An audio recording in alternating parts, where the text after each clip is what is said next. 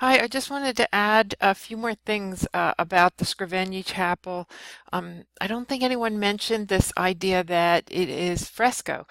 It's a different material than tempera paint on wood panel. It's actually tempera paint on wet plaster wall.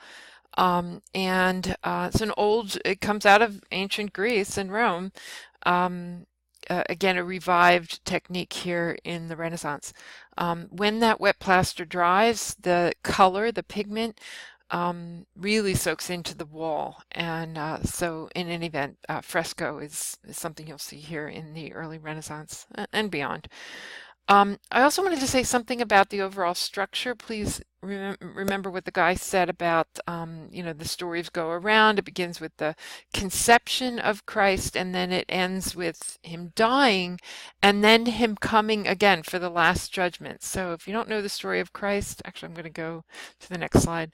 So as we walk in into the chapel, we saw, above here, it's God telling the angel Gabriel to go and visit Mary and tell her that she's going to have a child. And then we see the birth of Christ somewhere over here. Um, and then, once we go through the story of Mary and Christ, and he dies and is resurrected, then we have him coming for the second time. And that second coming is the last judgment, which is what you see essentially on the wall, kind of behind you as you walk into it's the exit wall, but it's also the entry wall. And it's, what you see coming. Um, uh, what you see upon exiting the chapel. Not a lot of time is spent in the video on this, but do know that this is pretty typical. The blessed on one side of on the right hand of God, and the damned on the left side. And remember, the video was talking about Mr. Scrivegni right there. Um, Anyway, this is a lot of fun, this fresco, and hopefully you can find out more about it on your own. But what I really wanted to talk about, oh, sorry. So at the bottom are these monochrome images. They're intended to look like they're faux sculpture, fake sculpture. So the figures are not done in flesh tones, but rather in kind of white, stony colors, just black and white, really. But they represent, there's 14 of them, I think. And on one side they are the virtues, and on the other they are the vices. So I just want to introduce this because you might see them often in this class. So we have some typical iconography. These are allegoric figures. These are personifications of kind of, intangible things like faith, hope, and love. In the Renaissance, they paired the religious virtues, faith, hope, and love, that comes right out of the Bible, with classical virtues, strength, justice, prudence, and temperance. And so you've got the seven virtues and on one wall. So they line up here. And here's one, here's prudence. And they all have their typical iconographic stuff to carry, symbols. Prudence is someone who looks in a mirror and can see what's coming, can see both the past and see into the future, and so she usually holds a mirror. So anyway, she's a wise woman. But there are the opposites of virtues. There are the vices, and so in the temple that is really, I'm sorry, in this chapel that is really about sin and atonement for sin, Scrivegni, I guess, had Giotto, paint up these verses, reminders of what it is to lead a virtuous life that will get you into heaven, and what it means to live a vice-filled life that will get you into hell. So anyway, there is prudence, and the opposite of prudence is foolishness. Most of these virtues are women, but now and again you have a man, and so foolishness looks like this. I don't know. Anyway, whatever. They're really fun. Here are two more, you can see the scenes of the life of Christ up above in color, but then down here in the black and white, this is faith, and she holds a cross. That makes sense. And this is love or charity, and she is giving of her heart. That's her. But the opposite of faith and love are despair, someone hanging themselves in suicide, And envy, the opposite of a love, is someone who is so consumed by envious fires, who really can't see the world, whose own, you know, nastiness is, taking their sight away. In any event, I just wanted to make sure you saw these. Please also notice that that especially here in despair, where the devil is visiting this person, this woman who is committing suicide, that people were so upset, people looking at this art, it was so naturalistic to them that they would scratch it. And so these scratches are not, it's not like wear and tear of the centuries. It is scratching that happened in the 1300s, of, chapel goers like being really upset at what they were looking at. Okay, new material here, moving ahead in the textbook a bit. We're going to look at post-Black Death art. Um, so Giotto's legacy didn't really hold for the entire century. And that is because in the middle of the century, you have this thing called the Black Death. And so you all might know about this Renaissance author, his name is Boccaccio, who wrote a book called the Decameron, and it's a series of, right after the Black Death, series of short stories, and it's essentially about people who have left the city because of the Black Death, and the city of Florence, and who are in some ways trying to entertain themselves with stories. And so he collected those stories, and that's called the Decameron.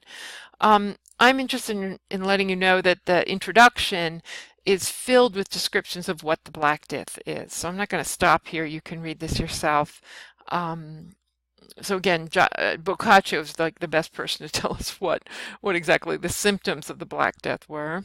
He also tells us what the various reactions to the Black Death are in society. And you may actually, this would be a good exercise if it was for a face-to-face class. Just think like, how would you act if like half of society was dying on you? Would you, would you try to avoid all infection, or would you, knowing you're going to die, would you just, make the best of it before you did that? Or would you run away like the people in the Decameron? Would you think that that appealing to God would help you or not? In any event, Boccaccio gives us lots more stuff. He tells us that, various things in society were compromised. The social structure just, kind of fell apart because you had to, people had to help each other or didn't help each other. Didn't depend on, if you were an aristocrat or a poor person or middle class. It didn't matter. So the social structure dissolved. As to distribution of wealth, as you might imagine, if whole families die, who's going to take that stuff? Well, anybody who's around. Women's modesty also takes a hit, as you might imagine, as nursing staff is needed, and not everyone is committed to maintaining a woman's modesty in that situation when a woman needs medical attention. So in any event, this is all well and good. This does have some impact for us on the Middle Renaissance, as we'll see. But for immediately after the Black Death, we are going to see that there is some kind of reversal of Giotto's commitment to showing humanity, to showing figures that can actually speak, come alive. And one example in our textbook is this. It's Orcagna's, also a nickname, Christ enthroned, with saints around him. The saints around him include this guy, St. Thomas Aquinas, and who's handing over the book, which is the rule book. I'm sorry, Christ is handing over the rule book to, on how to get into heaven. All things regarding the Summa Theologica, all things theological, regarding all the rules of dictated from heaven to St. Thomas Aquinas. He's handing St. Peter, this is St. Peter in the yellow robe, little short hair, short white hair, short white beard. He's handing him the keys to loose and to bind, to let people into heaven or to lock them out. So this is a more stern Christ handing over rules and limitations on who can get into heaven or not. This is not the Christ, the more human Christ of Giotto. This is the post-Black Death Christ here. So just to reiterate, Christ surrounded by saints. I put the names of the saints up here. You might know that saints also are have attributes, have things that they carry which identify them. George here, or I thought it might be Michael, with his sword and the dragon. Catherine was martyred on a wheel, a wealthy saint martyred on a wheel, and so she has that. Peter is in the keys. John the Baptist, usually this disheveled guy we'll talk more about him later. Saint Stephen, who holds a grill. He was grilled to death, martyred in that way.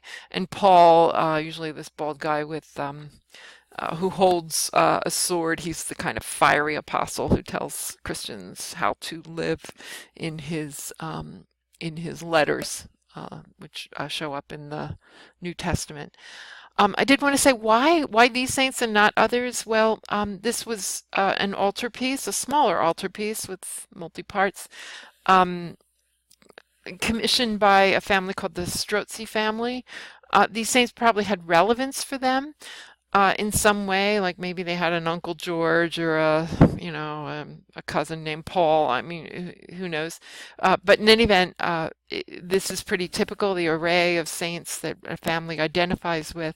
But the fact that there are two in which this very stern Christ hands over sort of like stern things to two saints, that this is what people are referring to when they say that this is slightly different than the kind of more humane Christ, the fun Christ, the human Christ of Giotto. Now this style doesn't last forever either, and we'll get to the Middle Renaissance in Module 2. Actually, I'll take that back, Module 3.